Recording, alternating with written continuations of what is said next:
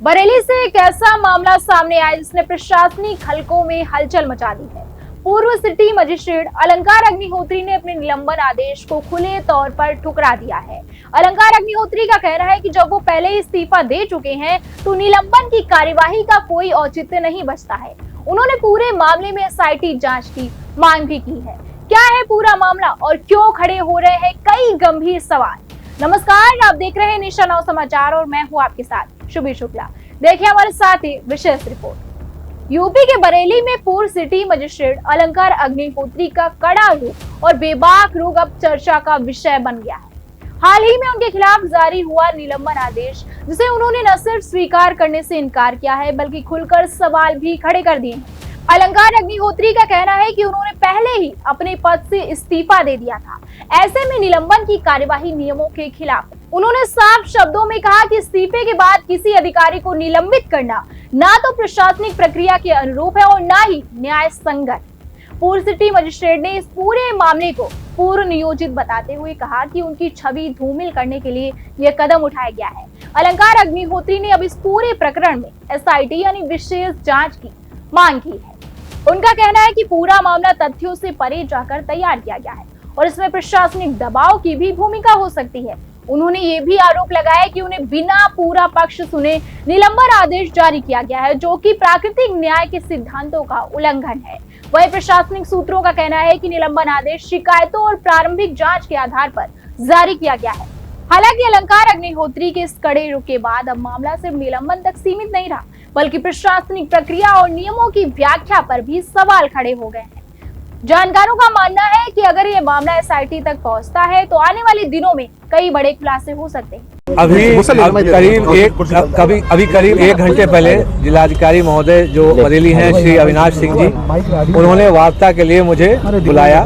तो मैं उनकी आदर सत्कार करते हुए, क्योंकि वो हमारे अभिभावक भी रहे हैं और अधिकारी हमारे सीनियर अधिकारी हैं, मैं वहाँ पर गया। तो वहाँ पर जब गया तो वहाँ पे उस समय तक कप्तान साहब श्री अनुराग आर्या जी नहीं थे।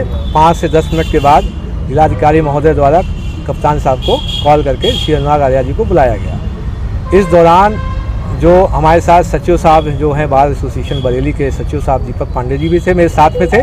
इनको अलग कर दिया गया और बाहर बैठा दिया गया और मुझे अकेले डीएम साहब के साथ और कुछ अन्य साथी अधिकारीगण थे उनके साथ अकेले मैं बैठा वहाँ पे।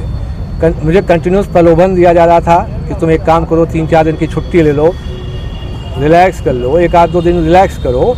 अभी इतनी जल्दी क्या है, 4 दिन में तुम्हारा प्रोसेस जो है हम कंप्लीट करवा देंगे, तुम्हें जल्दी रिलीविंग मिल जाएगी। एक प्रेशर टैक्टिक्स और जो नहीं होता है कि प्रलोभन देते हुए यार अभी कुछ चिंता करने की जरूरत नहीं, हम आपके साथ हैं और 4 दिन बाद एग्जिट ले लीजिएगा, कोई दिक्कत नहीं है। उनका आशय ये था कि जो एसआईआर का जो काम हुआ है उसका बहाना लेके कि 26 जनवरी को एसआईआर के काम से मैं बहुत प्रेशराइज था, इसलिए जो सिटी मजिस्ट्रेट बरेली अलंकार अग्निहोत्री ने रिजाइन दे दिया है और अभी वो 3-4 दिन की छुट्टी पे चले गए हैं, ऐसा उनकी प्लानिंग चल रही थी। इस बीच करीब 20 मिनट पहले, क्योंकि मैं अभी 10-12 मिनट पहले ही आया हूँ, करीब 25 मिनट पहले संभवतः लखनऊ से एक कॉल आया। कॉल आते ही उस समय तक डीएम साहब और कप्तान साहब अगल बगल बैठे थे। डीएम साहब उठकर बगल वाले बाथरूम में चले गए। बगल वाले बाथरूम में वो स्पीकर फोन पे थे। उधर से आवाज़ आई कि ये साला पंडित पागल हो गया है, इस साले को रात भर अपने आवास में बंधक बना के रखो, इसको साले को जाने मत देना।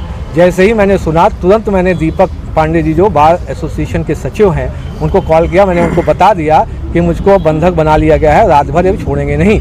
जब डीएम साहब जब बाथरूम से वापस आते हैं, क्योंकि मैं कप्तान साहब के सामने जो श्री अनुराग आर्या जी थे उनके सामने ही मैं फ़ोन कर चुका था, तो उन्होंने बताया ये बाहर बता चुके हैं कि हमें बंधक बना लिया गया है। तो आनंद फानंद में, क्योंकि मीडिया तक ये बात जा चुकी थी, मुझे तुरंत रिलीज़ किया गया। बड़ी मुश्किल से वहाँ एक तरीके से जान बचा के मैं भागा हूँ। अगर दीपक पांडे जी सचिव मेरे साथ नहीं होते तो वहाँ पे कुछ भी अभद्र घटना हो सकती थी। और ये आपको पता पड़ना है कि जिलाधिकारी महोदय को करीब 20 मिनट पहले इस लखनऊ के किस नंबर से कॉल आया है जिसमें वो ये बोल रहे हैं साला पंडित पागल हो गया। फिलहाल बरेली प्रशासन की नजरें अभी इस पूरे घटनाक्रम पर टिकी और सबकी निगाह इस बात पर है कि सरकार और प्रशासन आगे क्या रुख अपनाता है। तब तक के लिए बने रहिए हमारे साथ और देखते रहिए नेशन नाउ समाचार।